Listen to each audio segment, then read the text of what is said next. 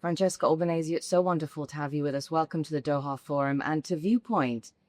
I think I heard you once speak about the idea of this algorithmic cage, how social media gives the illusion of an open democratic space when in reality we're operating, I think you said, inside algorithmically prescribed echo chambers. So how does this affect our understanding of the world and of international relations? It does at a different speed than in the past. In the sense today we have algorithms, but there is a concept that my compatriot Antonio Gramsci used to describe as cultural hegemony that has used the tools that power allowed to. And today's the algorithm allows us to get into boxes. And so there are those who are overexposed to what, for example, is happening to Palestine, to the Palestinians in Gaza, others that are completely oblivious. So this is why I have to say, in as much as I think that social media during the genocide has also, with all its setbacks, has been a blessing in order to know what was going on in Palestine. And at the same time, we shall not forget that we are human beings. And so there is a mobilization that needs to happen outside the algorithm echo chamber. And Is it difficult to break out of that echo chamber, especially the way you are communicating and conveying your message? You've become something of a very prominent voice on social media, but do you feel as though you're speaking to people who may already be predisposed to agree with you, or are you reaching a new audience? I do think I've reached a new audience. And what's happening in my own country, for example, is tells you what is happening. There has been an awakening around Palestine. For 30 years, the question of Palestine has been completely removed from the public debate. Since the Oslo process, and then because of the 9/11, Palestine became a very uncomfortable issue to discuss, certainly not in terms of freedoms, not something that was close to the people.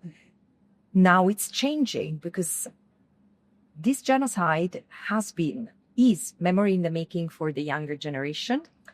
And this has created a sense of indignation that is also connected to the sense of indignation that ordinary people have vis-a-vis their own governments. Think again, Italy running for rearmament when the welfare state is in full decline.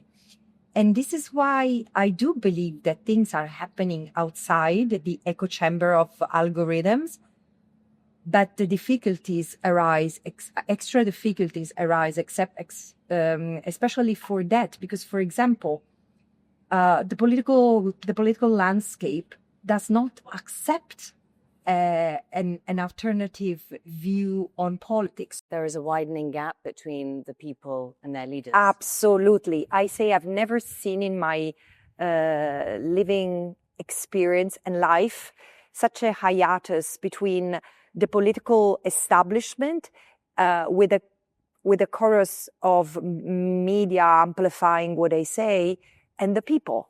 And so the challenge is that there is an incredible pushback on, which is even more ridiculous now because, for example, in Europe, but particularly in Italy now, they are reviving the debate about passing a law on anti-Semitism.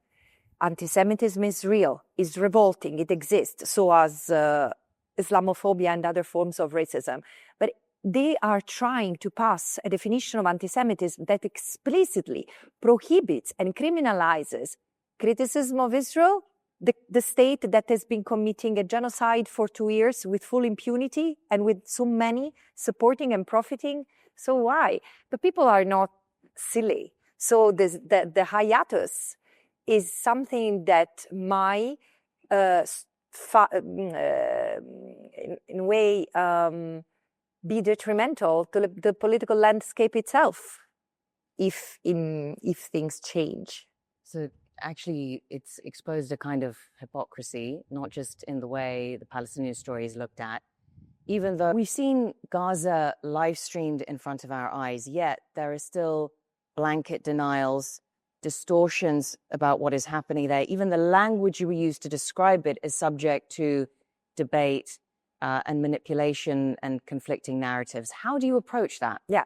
Look, I think that this is a pattern that has become more obscene in the face of what has happened to the Palestinians in the last 2 years, but it has also exposed where is the problem. The hypocrisy is structural because it serves a purpose.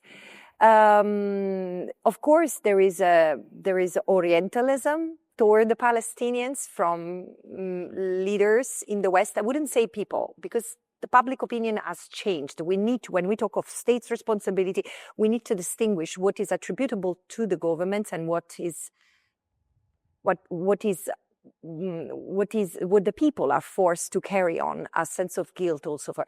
But this hypocrisy also in the media has always been there when it comes to Palestine, like other countries in the global south.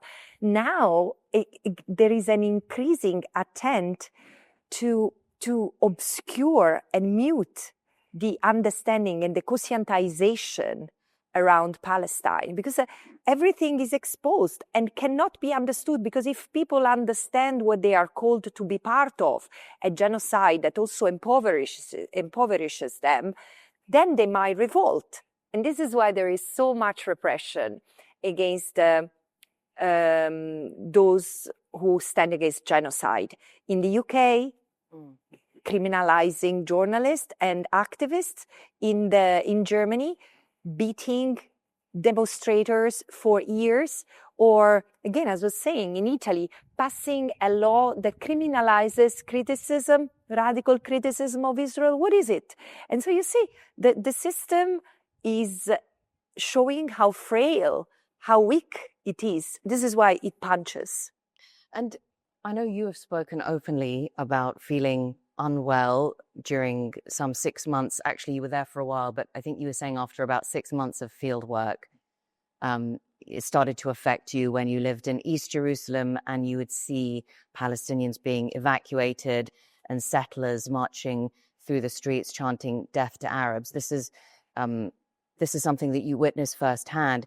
How did that affect you psychologically? So it was like 16 years ago, and I was definitely not prepared to live such a reality, because I had been in difficult situation, in conflict and post-conflict situations, and still that was completely far away from anything I had experienced, because there was this sense of normalcy, both from outside Israel, the largest, the biggest democracy, the only democracy in the Middle East, and the living experience, which was tragic for the Palestinians who were completely unseen.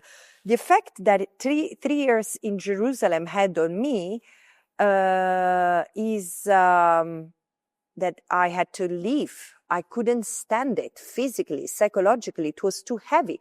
Also because the level of oppression that the Palestinians were expected to endure was so normalized, including by the international civil society being there, but the United Nations. So for us, I used to work for the UN at the time. It was normal to expect that the Palestinians would comply and live within the limits. Perhaps that was worse than the repression itself, the normalization. The normalization of it. So you would have bureaucrats, young and older bureaucrats coming in and out, changing post and duty station every 3 years. And for us, it was sort of yet another experience on our CV. But this was life, strangled, tormented life for millions of people. So what were your observations on Israeli discourse, internal Israeli discourse then and now? Back then, I thought that there was much more opening to discuss sensitive issues in the Israeli society than abroad. There was still no discussion about apartheid. It would happen a bit later, a few years ago, including among Israelis. But surely Israeli newspapers like Haaretz, for example, were much more candid in criticizing Israeli policies, the occupation, while in Europe, as I said, the question was demoted. The Palestinian question had been reduced to a humanitarian issue to, as I often say, to handle in perpetuity rather than a political issue to solve in line with international law, because it was violent and it was also a powder keg ready to explode anytime soon. And this is something that Israeli, Palestinian, and international human rights organizations have lamented for over a decade. Where we are now with legal proceedings, what is your assessment of that? The ICC, the ICJ, obviously this is quite complex and dependent on political will. To an extent, the delivery of justice does depend on political will, but to an extent, in the sense that, like the law, international law is not the problem here. International law says that what Israel is doing is wrong, is criminal, is apartheid, unlawful occupation, genocide, should be stopped, prevented, not aided and assisted. And instead, member states are providing diplomatic, political, economic, financial, military support and normalizing Israel's crimes. And a plethora of private entities are profiting from it. So this is a failure of the system that was devised, was set up 8 years ago and developed since to prevent atrocity crimes. But again, the law can always be violated. There should be a response, though. And in this particular time, international justice has gone as far as it could, with International Criminal Court issuing arrest warrants for 3 Hamas leaders who have been killed, for 2 Israeli leaders who stay in power, well protected by most of the West, and not only the West. And it's this is despite all the challenges, the International Court of Justice continued its work on genocide. It has declared the occupation is unlawful and must be dismantled. So this is why it's a moment of incredible potential for change and end the system of impunity, but it requires the people to act. It won't change by inertia. And that's a very interesting point that you raised there, that it requires people to act, and you're referring there to political leaders and policymakers, United Nations and elsewhere. But I suppose what has really stood out is something that you just said, which is that people are engaging with this story in a way that perhaps they weren't before. They're having conversations that they weren't having 5 or 10 years ago, whether it be in schools or at home or on college campuses. Is something in motion now that can't be stopped? Absolutely. I don't think that we have the capacity to fully absorb the magnitude of the change. Of course, no one can think of it, because those of us who would like to see a change are so immersed into the pain of the Palestinian people who are victims of all torments. And of course, there is the destruction of Gaza, which is visible and known, the increasing destruction of Palestinian life in the West Bank, which is equally visible but less understood. But then there is another aspect that is completely missing from public consumption, understanding, and the public discourse, which is what Israel has been doing to the Palestinian people, to thousands and thousands of Palestinian people away from public eye, away from public scrutiny, in jail, in detention centers. This is what I'm investigating right now. And again, all these, what we know has already provoked a change, in the sense that 3 years ago, it was impossible to talk of Israel as a colonial state, as a colonial endeavor, as an apartheid state, as an illegal occupier. This is in the public domain right now. And unfortunately, it takes time to activate all it's needed to provoke a political change that is also reflected at international level. But it's happening. And perhaps one final question on the point about rising violence and crackdown elsewhere. It's not just in Gaza. We see it also in the West Bank, in Jerusalem. There have been some pretty horrific testimonies from people, including the sexual abuse of children inside some of these detention centers. Can you tell me what victims of violence have been telling you? I know you speak to perpetrators as well, and what you'll be focusing on and really working on in the year ahead. Look, So far, I come from 3 years where I've produced reports that have really been received as bombshells, like Anatomy of Genocide and Genocide as Colonial Erasure, the complicity of the private sectors, and also the complicity of states. And still, I have the feeling every time I open a new inquiry and I start investigating a new subject, I have the feeling that this is going to be I have a detonating effect. And what I'm investigating right now on torture gives me this sense that people cannot live with knowing what I'm going to tell them, because it's what I'm receiving from victims. Again, the fact you cannot hide, you cannot miss the intent to destroy a people when you see what has been done to defenseless people, civilians.